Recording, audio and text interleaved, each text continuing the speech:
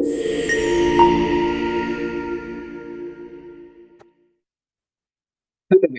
and welcome to Media International Academy. One of the leading academy in training nurses in the nursing competitive exam as well as IELTS and CLEX and OET training. இன்னைக்கு எந்த வீடியோவோட உங்களை பார்க்க வந்திருக்கேன். So டிஎஸ்எஸ்எஸ்பி exams வந்து நிறைய பேர் வந்து எழுதி முடிச்சிருப்பீங்க. ஒரு சிலருக்கு வந்து எக்ஸாம் வந்து ரீஷெடியூல் ஆயிருக்கும். ஸோ என்னைக்கு ரீஷெடியூல் ஆயிருக்கு அப்படின்னு சொல்லிட்டு நிறைய பேர் வந்து கொஸ்டின்ஸ் கேட்டுட்டு இருந்தீங்க. ஸோ அவங்களுக்கான வீடியோ தான் இது. யாராவது நீங்கள் ஆல்ரெடி எக்ஸாம் எழுதிருக்கீங்க, யாராவது ரீஷெடியூல் ஆனவங்களுக்கு இது தேவைப்படும் அப்படின்னு நினச்சிங்க அப்படின்னா அவங்களுக்கும் இதை ஷேர் பண்ணுங்கள். ஸோ உங்கள் ஃப்ரெண்ட்ஸ் ரிலேட்டிவ்ஸ் யாராவது அப்ளை பண்ணியிருக்கலாம். ஸோ அவங்களுக்கு இது ரொம்பவே முக்கியமான வீடியோவாக இருக்கலாம்.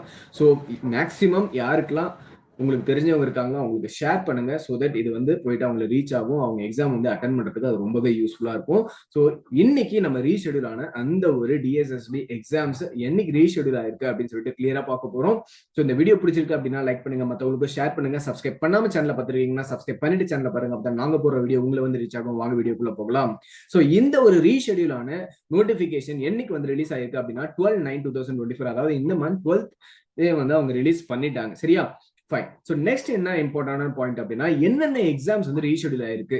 ஸோ என்னென்ன டேட்ல இருந்த எக்ஸாம்ஸ் வந்து ரீஷெடியூல் ஆயிருக்கு அப்படின்னா 27/8/2024, ஓகேங்களா? 27th August 2024 நடக்க வேண்டிய எக்ஸாமும் 3 செப்டம்பர் அன்னைக்கு நடக்க வேண்டிய அந்த 2 எக்ஸாமும் வந்து ரீஷெடியூல் ஆயிடுச்சு. ஆக்சுவலி வந்து ஒரு சில அட்மினிஸ்ட்ரேட்டிவ் ரீசனுக்காக அவங்க அந்த எக்ஸாம் வந்து கேன்சல் பண்ணி ரீஷெடியூல் பண்ணியிருக்காங்க. சரியா?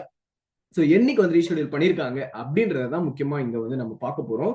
ஸோ உங்களுக்கே தெரியும் இது வந்து ஒரு கம்ப்யூட்டர் பேஸ்ட் எக்ஸாம்ஸ் தான் இருக்க போது. ஓஎம்ஆர் ஷீட்லாம் வந்து நீங்க யூஸ் பண்ண போறது கிடையாது. அது உங்களுக்கு ரொம்பவே கிளியரா தெரிஞ்சிருக்கும்.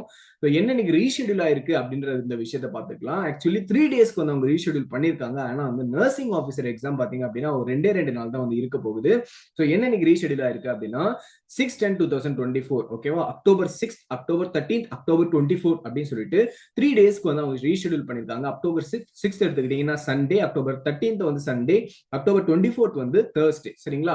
ஸோ இப்படிதான் இவங்க வந்து ரீஷெடியூல் வந்து பண்ணியிருக்காங்க.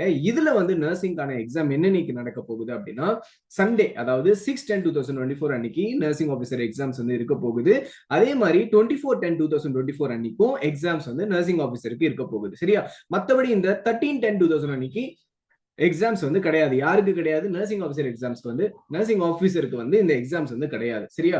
அதுக்கு பதிலா மத்த ஒரு போஸ்ட்டுக்கு வந்து எக்ஸாம் இருக்கு. அதாவது டிஜிடி பஞ்சாபி, டிஜிடி உருது அப்படின்னு சொல்லிட்டு ஒரு போஸ்ட் இருக்கு. அதுக்கு வந்து 13th அன்னைக்கு எக்ஸாம் இருக்கு. ஸோ 13th அப்படின்ற ஒரு விஷயத்தை நீங்க மறந்துருங்க. நீங்க என்ன ஞாபகம் வச்சுக்கணும் அப்படின்னா 6th October and 24th October. சரியா?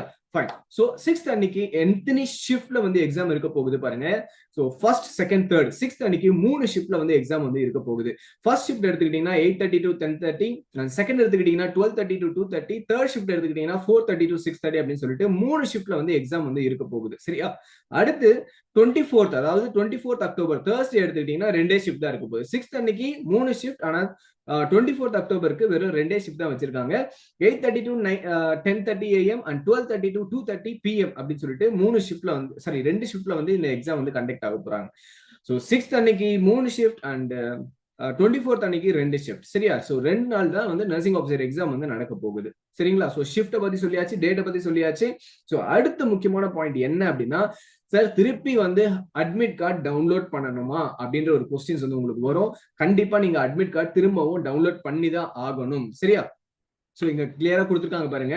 So candidate are advice to update their email ID and mobile number for the future communication. சரியா? ஸோ நீங்க வெப்சைட்ல உங்களோட ப்ராப்பரா நீங்க வந்து email ID and mobile number already கொடுத்து நீங்க லாகின் ஐடி எல்லாம் பண்ணிருந்தீங்க அப்படின்னா அப்போ உங்களுக்கு ப்ராப்பரா இன்னொரு அட்மிட் கார்டு உங்களுக்கு வந்துடும். சரியா? அதே லாகின் ஐடி யூஸ் பண்ணி நீங்க அட்மிட் கார்டை வந்து டவுன்லோட் பண்ணிக்கலாம். சரியா?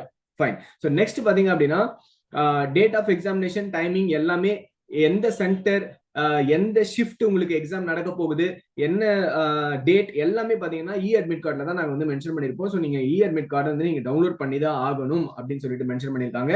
அடுத்து link for downloading E admit card will be given shortly இந்த அஃபிஷியல் வெப்சைட். என்னைக்கு வந்து நீங்க வந்து அட்மிட் கார்டை டவுன்லோட் பண்ணணும் அப்படின்றத வெப்சைட்ல நாங்க சீக்கிரமா, அதாவது டிஎஸ்எஸ்எஸ்பி வெப்சைட்ல சீக்கிரமா வந்து அனௌன்ஸ் பண்ணுவோம் அப்படின்னு சொல்லிட்டு கிளியரா மென்ஷன் பண்ணியிருக்காங்க. அனௌன்ஸ் பண்ண உடனே உங்களுக்கு மெசேஜ் இல்லைன்னா மெயிலோ வந்து வரும். அது வந்த உடனே நீங்க வந்து அட்மிட் கார்டு வந்து டவுன்லோட் பண்ணிக்கோங்க அப்படின்னு சொல்லியிருக்காங்க. ஒருவேளை வரல அப்படின்னாலும், உங்களுக்கு மெசேஜ் வரல இல்ல இமெயில் வரல, இது மாதிரி அட்மிட் கார்டை வந்து டவுன்லோட் பண்ணிக்கோங்கன்னு சொல்லிட்டு ஒரு ரிமைண்டர் மெசேஜ் வரல அப்படின்னாலும் நீங்க வந்து அபிஷியல் வெப்சைட்டை செக் பண்ணிக்கிட்டே இருங்க அப்படின்ற ஒரு இன்ஃபர்மேஷனும் வந்து இவங்க கிளியரா கொடுத்துருக்காங்க.